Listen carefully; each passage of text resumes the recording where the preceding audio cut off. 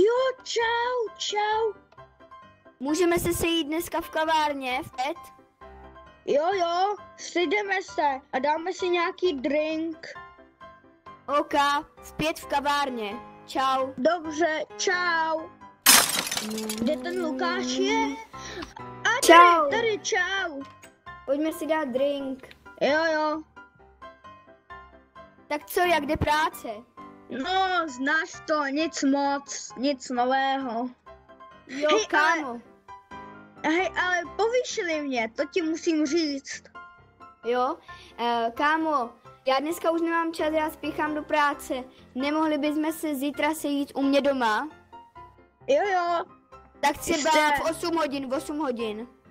Dobře, to mi přesně končí šichta. Dobře, tak čau u mě doma. Čau.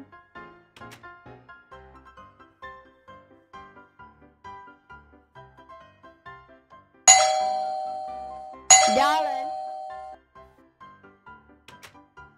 Jo. Zase na to skočil. Ne! Zase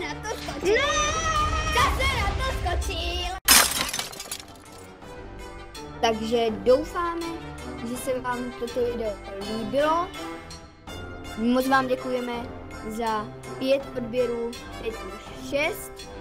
A budeme se těšit u nějakého dalšího videa. Čau. Čau. Čau.